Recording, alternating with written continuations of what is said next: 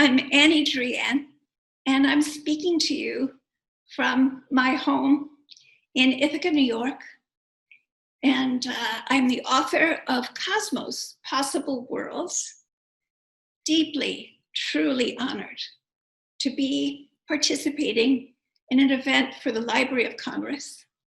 You know, in the very first Cosmos, exactly 40 years ago, Carl Sagan and Stephen Soter and I celebrated the great Library of Alexandria.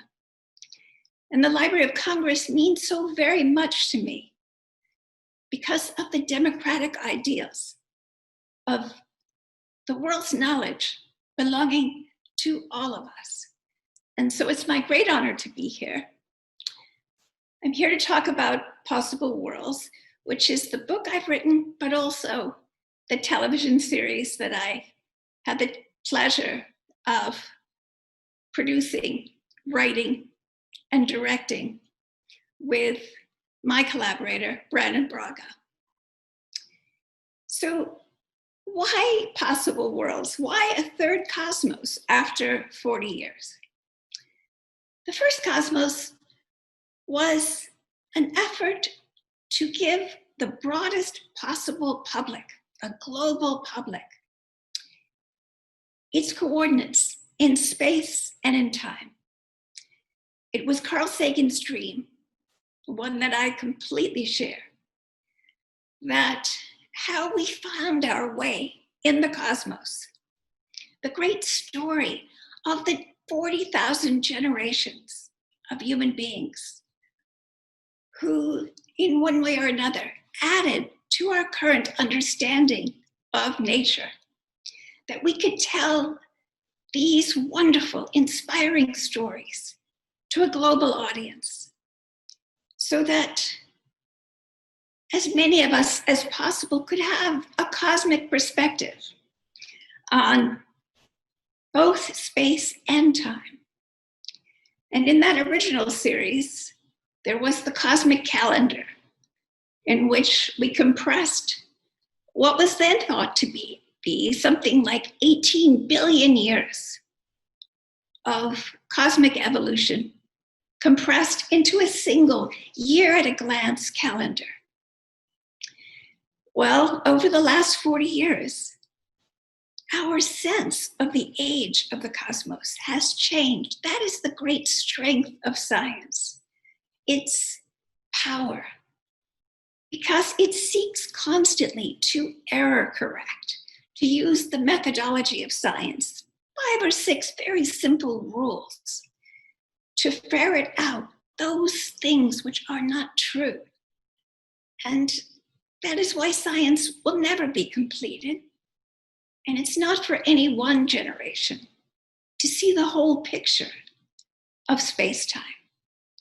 But instead, science is a generation-binding enterprise, connecting all of us back to our earliest ancestors, and more recently, to the ancient Greek inventors of science and inventors of libraries and memory, and even a sense of the future. So the first Cosmos was about finding our place in space-time. And the second Cosmos, in 2014, Cosmos: A Space-Time Odyssey, took some of the unparalleled explanatory power of some motifs, like the cosmic calendar and the ship of the imagination, a vehicle that can take all of us anywhere in space-time, powered by twin engines of skepticism and imagination. That's the key. Not one at the expense of the other. Rigorous skepticism, a faithfulness to reality and to what the data tells us, but at the same time, a soaring imagination based on what we know could be possible. So the third Cosmos, Possible Worlds, is my searching for a realistic, evidence-based sense of how we can be hopeful about the future. We all know the long shadow that falls on our future. Who of us, looking at our children and our grandchildren, cannot feel a certain pang of remorse and concern about whether or not we are handing them a planet that will be as habitable for them as it has been for us and our ancestors? I knew that there was no need to tell the audience how serious the challenges we face are, but instead to find hope, to find reason for hope that would be rational and truthful. And so I took my inspiration for the show and the book from stories of some of the scientists who, across the generations, faced formidable and dangerous enemies who did not want their information to be shared with the public. And I took a great deal of courage from the stories of maybe 24 people that you'll meet in the pages of the book and in the episodes of the show, who, against all odds, stood up in defense of reality, in defense of the evidence, in defense of the methodology of science for finding out where we are. I mean, nature will not be deceived. You know, we can tell ourselves as many lies as we want to, but in the end, that will get us nowhere. In fact, it's worse than that. That will doom us. Skepticism, this sacred searching of science, this is a selective advantage. In fact, it may be the most powerful selective advantage we have. After all, as organisms, we are not the fastest or the biggest, or, we don't have those other advantages. What we have is fantastic abilities of pattern recognition and a great cleverness that can get us out beyond that place where the wind from the sun dies, as our Voyager spacecraft has done. We can rendezvous with a distant planet or its moon 15 years from now with absolute flawless precision. We have these enormous capabilities, and yet here we are, sleepwalking, as if in a stupor, as if in a dream, unable to awaken and to create the future that we need to create by making the changes in the way we live and the way we treat each other.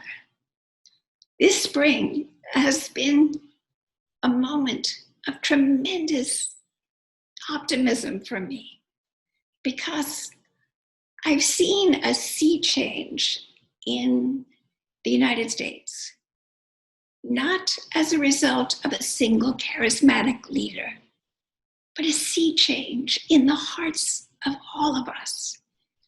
And that's what's so inspiring, because that's what has to happen. And so I feel a great sense of hope, and that hope is, I hope, completely permeates every page, every word, every shot in both the series and the book. In Possible Worlds, we imagine the distant future that our descendants could conceivably experience on the worlds that circle other suns, in places that we can only dimly apprehend at this moment with our most powerful telescopes. So how do I dare imagine that future when it's 100 degrees Fahrenheit at the Arctic, when our poisoning of the oceans, the rivers, the land, the air, the climate is so rampant and so completely out of control? Well, part of it is that I feel that there is a widespread yearning to fight for the future. And I also feel that, unlike before, we have each other's phone numbers. We're able to communicate with each other. Our planet, just at the moment that we are reaching this urgent and dangerous branch point in human history, we have developed the means to become an intercommunicating organism and to reach people all over the world. I'm so proud of the fact that the original Cosmos series, A Personal Voyage, has been seen by nearly 1 billion people. And that both Cosmos, the Space-Time Odyssey, and Cosmos Possible Worlds, shown in 180 countries around the world. The message at the heart of Cosmos is to make the case for science. Not that science hasn't known sin. Of course it has, because it's practiced by human beings, and we are deeply flawed. That's true. But the dangers that we currently face can only be dealt with scientific knowledge and a scientific approach.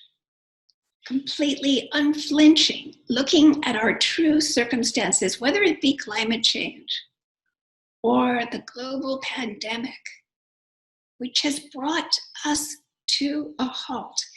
These are the days that the earth stood still.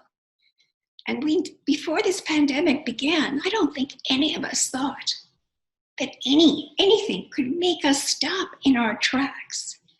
And I personally have been quarantining alone from the 1st of March until just a month ago. And for me, that was a tremendous experience. Yes, there were moments of great sadness, great pain. And yet I was able to observe the unfolding of spring in beautiful Ithaca, where I live, as never before, to appreciate each new leaf on the trees and the way that nature's genius dwarfs any fantasy or any stories that we can ever make up. And so it's left me with a greater conviction than ever that we have what it takes. And as you'll see, if you read the book or if you see the show, the book is important, I think, because it can tell these stories in such greater depth than is possible in a show that's on for an hour. But what you'll see in these stories is not only the possible worlds, the exoplanets, the other worlds that may lay in our future, as well as the lost worlds of this planet, the lost civilizations of which we know so little, waiting to be discovered and unearthed.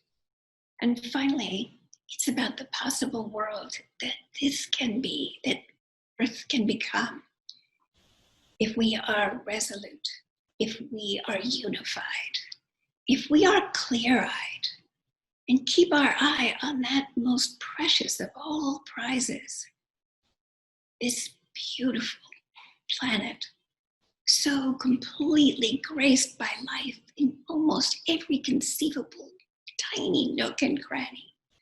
The great diversity of life that is so precious.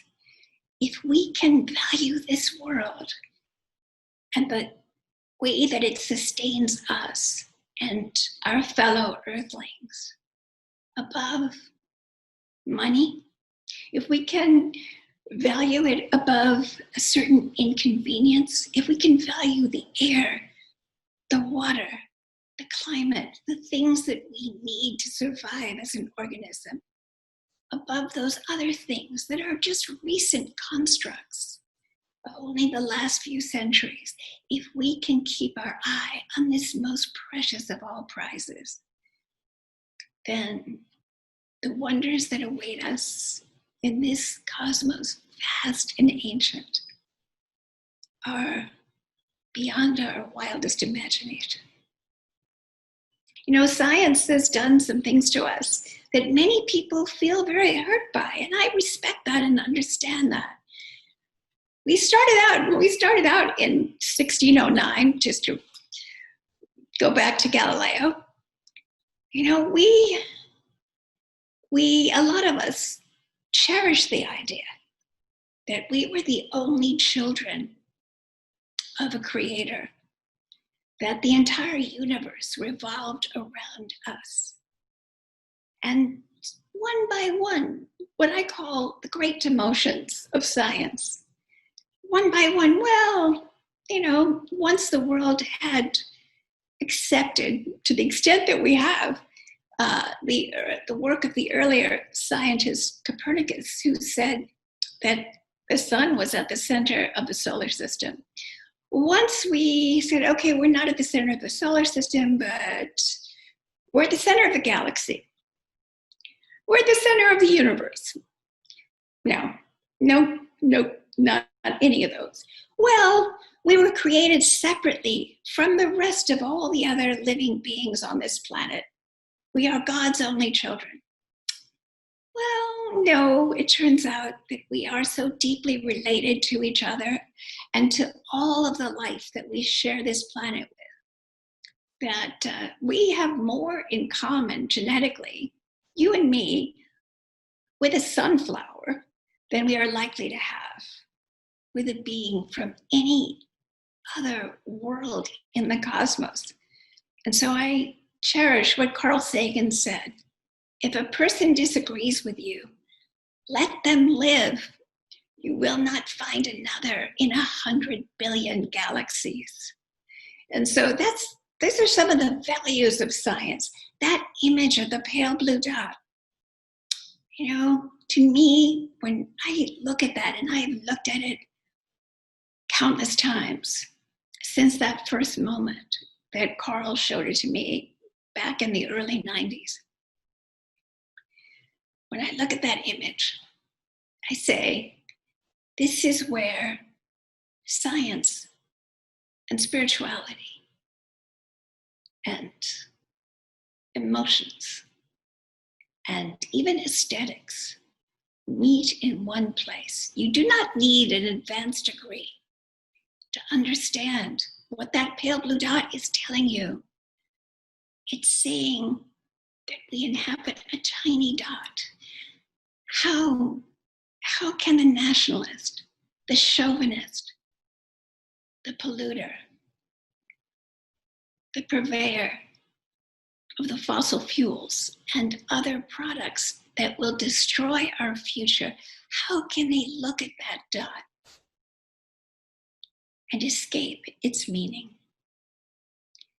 And so, you know, there's always been kind of wall, a very tall wall between science and the rest of us.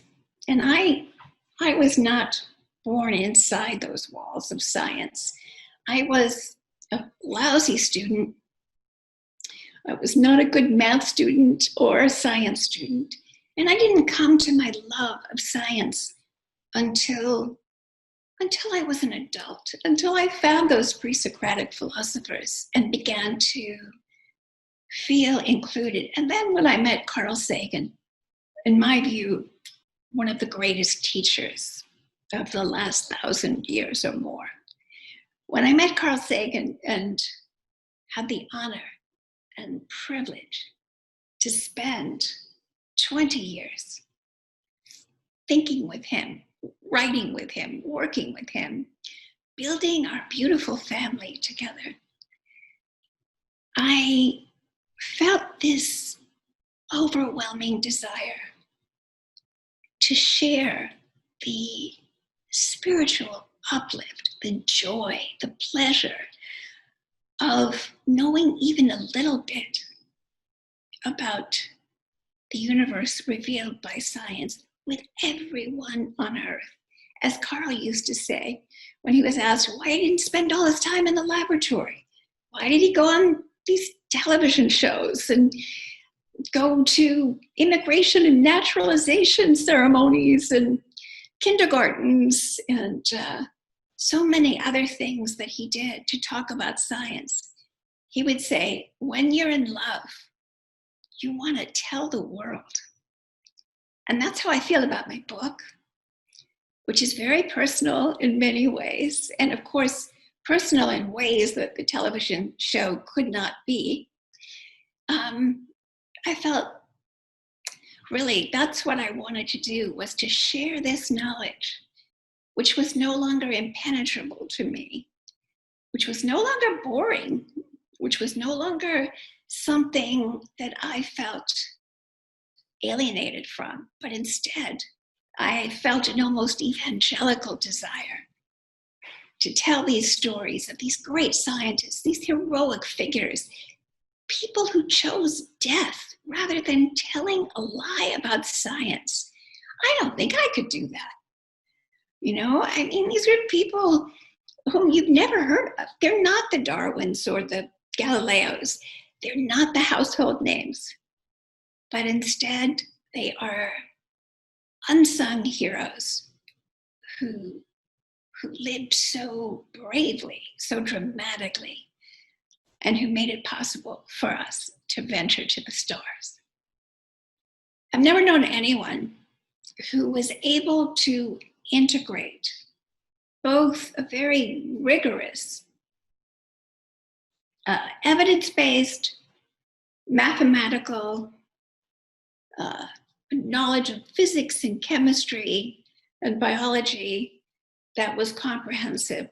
I was able to integrate that very rigorous skepticism with a boundless imagination and sense of wonder and joy.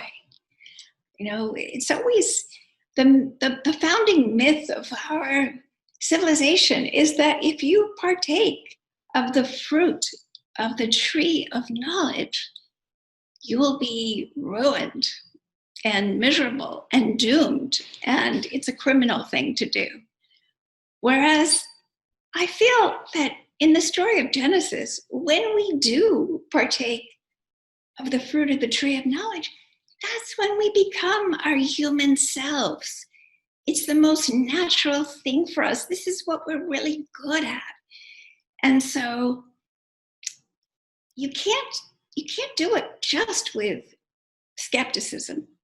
And, you know, I'm not the first person to say this. Einstein, Carl, many people have said this way before me. But you can't, you know, you need that baloney detection kit in your brain, which helps you discern things that are real from things that we want to be real, but are not. So you need that. But then you also need imagination and a sense of the great beauty of life. And when I think of the person who was able to integrate those two things perfectly, never one at the expense of the other, I always think of Carl. And because he embodied that, you know, he followed his bliss, and I think was probably one of the most fully realized human beings. Well, he was the most fully realized human being that I ever met, because he never lost his sense of the great joy of life, the romance of life, the romance of being alive in the cosmos. And I think one of the reasons he's so beloved is he had that very urgent sense that the universe was, we now think it was 13.8 billion years old. But the universe, let's say, is 13.8 billion years old. How long do we live? We are mayflies. 100 years is the best we can get. And yet Carl knew, and he internalized it. It wasn't just lip service. It wasn't just something he preached. He knew how brief life is.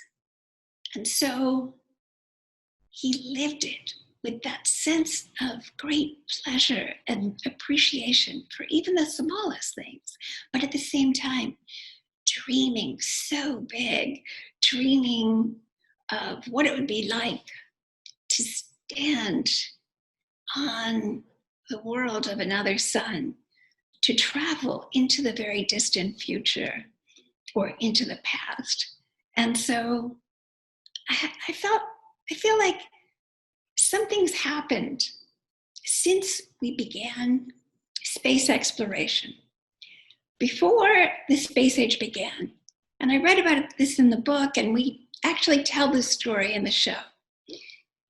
Before the space age began, all of the different scientific disciplines were very siloed. So there was not a single journal on planet Earth where a biologist and a geologist could co-author a peer-reviewed scientific paper. Isn't that amazing? And in the beginning of Carl's career, and even when I came into his life, he was constantly criticized for being wildly interdisciplinary. And yet, I think he understood that once you leave this planet, whether you're sending your instruments or other human beings, there's no way to explore and to understand without a complete synthesis of many different scientific disciplines. You know what? You can't go to Mars without a geologist, and you want an astronomer, you want a chemist, you want a physicist, and you probably want an astrobiologist if you're going to hunt for past Mars life, if there is any. And so he was part of that generation. And in fact, he edited the very first scientific journal, Icarus, which made it possible for a collaboration among the scientific disciplines. And that's another facet of, I always think of him as the great tearer down of walls, not just the wall between science and the rest of us, but also the walls between the disciplines, and done with such good humor and joy and imagination of what the next experiment on the next spacecraft would be, but also how to enthrall people of all ages with the joy of discovery. There need not be, you need not sacrifice your humanity and your soul to be a scientist. And if you're a writer, an artist, a musician, you need not lose any of that creative juice by knowing something about nature. In fact, I think it makes everything we do that much richer.